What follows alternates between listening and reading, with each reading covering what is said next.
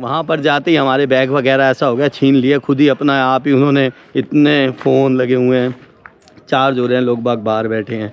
13 घंटे हमें लग गए कोनाक्री से लेके यहाँ पर फ्री टाउन आने में। और हाँ, यहाँ पर जो हमने सिम कार्ड परचेज़ किया वो बहुत ही सस्ता मिला। सिम कार्ड मिला हमें मात्र 30 इंडियन रुपीज़ का।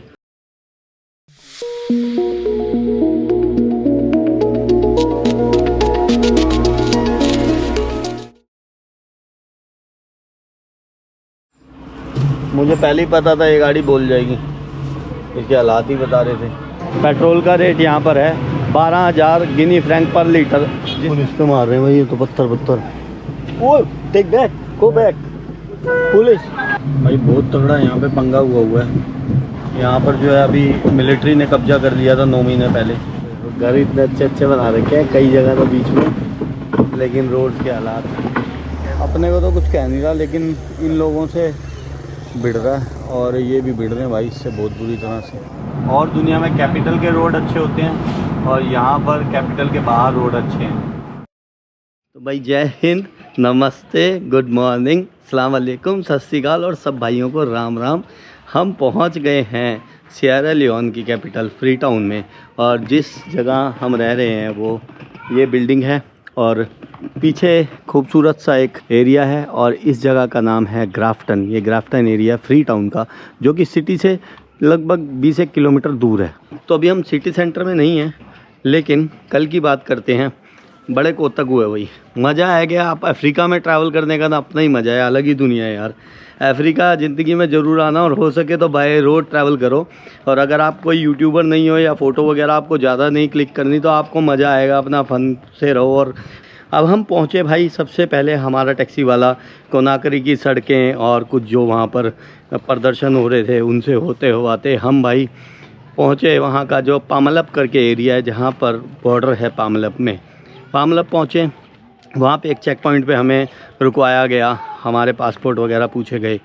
और अंदर जो पुलिस वाले थे वो थोड़ा मतलब स्टाइल में बैठे, जैसे फिल्मों में होता है ना, एक पैर टेबल पे रख के बैठा है, कुर्सी पे बटन खुले हुए हैं, और वैसे स्टाइल में वो बैठा था। पासपोर्ट चेक किए, कुछ नहीं, कोई मतलब था ही नहीं ना उसको। हमें तो आउट जाना था, तो कोई ऐसी बात ही नहीं हुई, हमसे कुछ पूछा नहीं ज़्यादा मतलब। लेकिन वही था, कह रहा क्या दे रहे हो हमारे ऑफिस के लिए, तो थोड़े बहुत जो भी पैसे दिए। देखो ये अफ्रीका है, यहाँ पर पैसे लाने ही पड़ेंगे खुले और देने ही पड़ेंगे। अगर आराम से जाना ही नहीं तो किलकिलबाजी होती रहेगी, कोई फ़ायदा नहीं। थोड़ी बहुत जहाँ रेट ना समझ आए वहाँ किलकिल कर सकते हैं, लेकिन ना करे तो ज़्यादा बढ़िया। थोड़े बहुत मतलब क्या यार, 100 रुपये देने होते हैं इंडिया के। अगर हमारे 100 रुपये के बराबर पैसे हमें देने हैं एक जगह पे और निकलना है, तो कोई बहुत बड़ी बात नहीं है। मुझे लगता है आराम से दिए जाओ और निकले जाओ। तो एक चेक पॉइंट पे रोका वहाँ पर, लेकिन वहाँ से जो आगे काम्बिया नाम की जगह है, जहाँ से फ्री टाउन आने के लिए आपको टैक्सी लेनी पड़ती है। मतलब कि कोनाक्री जो गिनी का बॉर्डर है, वहाँ से जो फ्री टाउन के लिए आपको टैक्सी मिलेगी, काम्बिया एरिया है, काम्बिया से मिलेगी टैक्सी। काम्बिया तक जाने के लिए भी आपको कोई ना कोई व्हीकल करना पड़ेगा, क्योंकि जिस व्हीकल से आप आए हैं, जिस ट्रांसपोर्ट से आप आए हैं, वो ट्रांसपोर्ट आपको काम्बिया तक नहीं लेके जाएगी। तो काम्बिया, तो हमें उस चेक पॉइंट से एक पुलिस वाला ही बोला कि मैं तुम्हें छोड़ दूंगा काम्बिया तक 3.5 लाख, यानी कि 3500 इंडियन रुपीज़ में। हमने मना किया, क्योंकि हमें पता था यार ये तो पुलिस वाला है, ये कैसे जा रहा है, और मतलब ज़्यादा ठगेंगे ना। हमें देख के ऐसा लगता है इनको कि भाई ये फॉरेनर्स हैं, इनको पता नहीं होगा। चलो, हमारा टैक्सी वाला भी बोला 80 हज़ार जो गिनी फ्रैंक है वो तो ले लेंगे आपको बाइक वाले, तो ये तो ईजी है, आपको कोई रोकेगा भी नहीं, टोकेगा नहीं, पुलिस वाले के साथ जाओ। मैंने कहा नहीं यार, हमने नहीं जाना। तो हमने वहाँ बाइक वाले से बात की, बाइक वाला बोला 20,000 फ्रैंक, यानी कि 200 इंडियन रुपीज़ ओनली।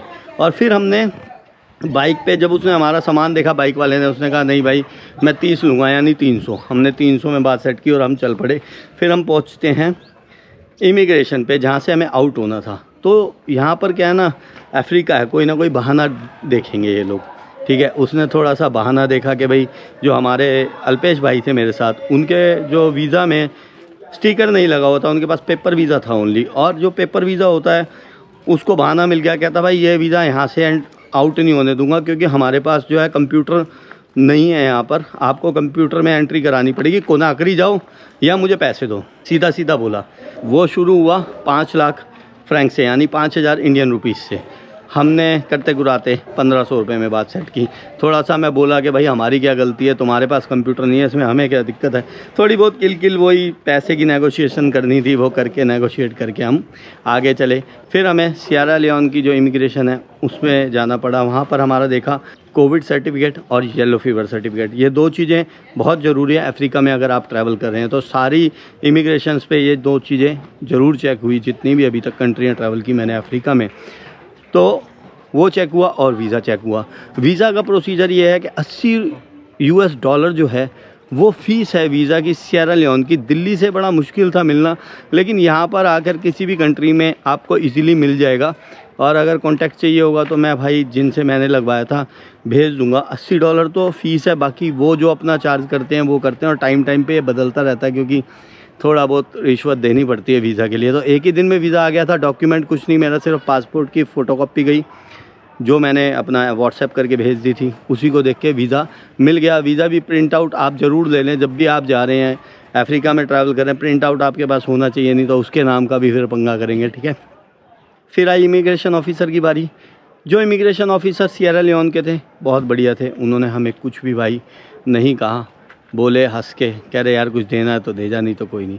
फिर अपने पास जो भी था भाई उन्हें प्यार मोहब्बत में जो दिया वो दुखा नहीं, क्योंकि प्यार में दिया ना, कोई भी दिक्कत नहीं हुई। कोई उन्होंने हम पे प्रेशर नहीं बनाया किसी बात का कि भाई ओरिजिनल कागज़ लाओ, कुछ भी, मतलब बनाने को या कुछ भी बना सकते हैं, लेकिन उन्होंने हमसे कुछ भी ऐसा नहीं किया। उसके बाद चेक पॉइंट्स आते गए।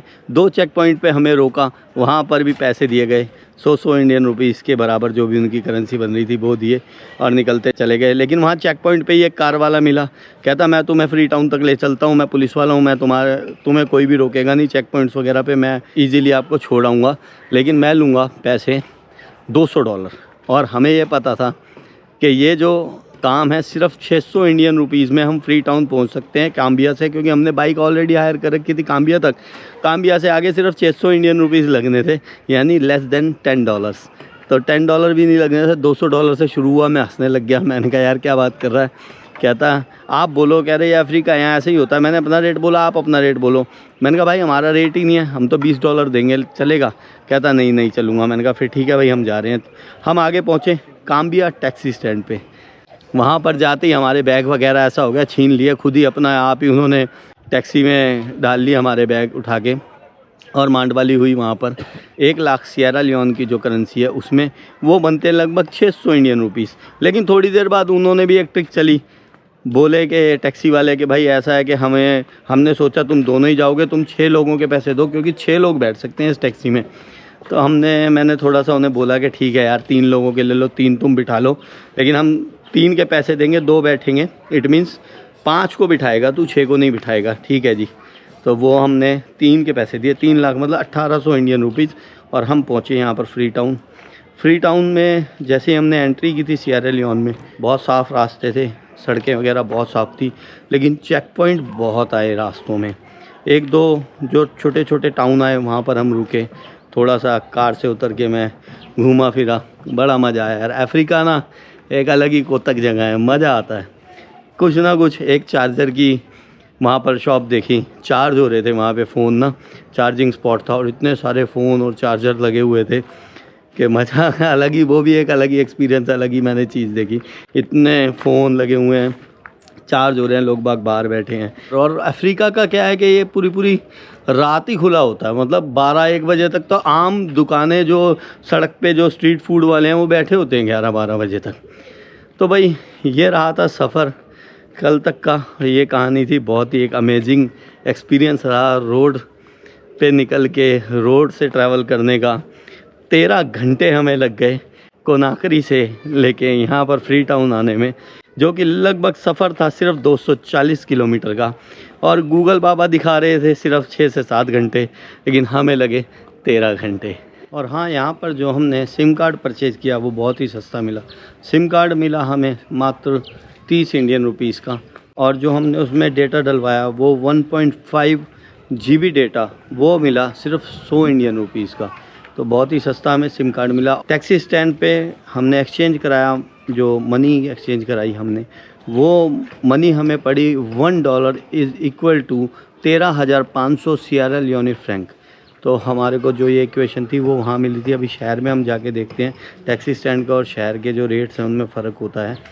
और एक और सलाह भाई, कभी भी आप वीज़ा लगवा रहे हैं और आपको लगता है कि आपको लैंड बॉर्डर क्रॉस करना है कहीं भी किसी भी देश का, तो एक बार आप उस वीज़ा को चेक कर लें, पता कर लें कि आप उस वीज़ा से लैंड क्रॉसिंग कर सकते हैं, लैंड बॉर्डर क्रॉस कर सकते हैं या नहीं। क्योंकि 2 बार मेरे साथ ऐसा हो चुका है कि मैंने एक बार ओमान का वीज़ा लिया था काफ़ी पहले, और वो मैं लैंड क्रॉसिंग नहीं कर सकता था। उस वीज़ा पे लिखा था कि सिर्फ एयर क्रॉसिंग से ही जा सकते हैं, एयरपोर्ट से ये वैलिड रहेगा, ठीक है।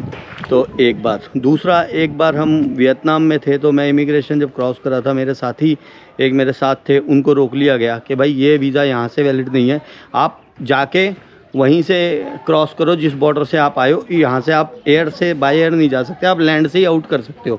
लेकिन वो वहाँ रिश्वत का चक्कर था, रिश्वत देके छूट गए। लेकिन आप ध्यान रखें, कभी भी वीज़ा ले रहे हो आपको रोड से क्रॉस करना है तो पता कर लें कि आप रोड क्रॉसिंग कर सकते हैं या नहीं। मिलते हैं किसी अगली वीडियो में, मुझे दीजिए इजाज़त। शुक्रिया, नमस्ते, जय हिंद।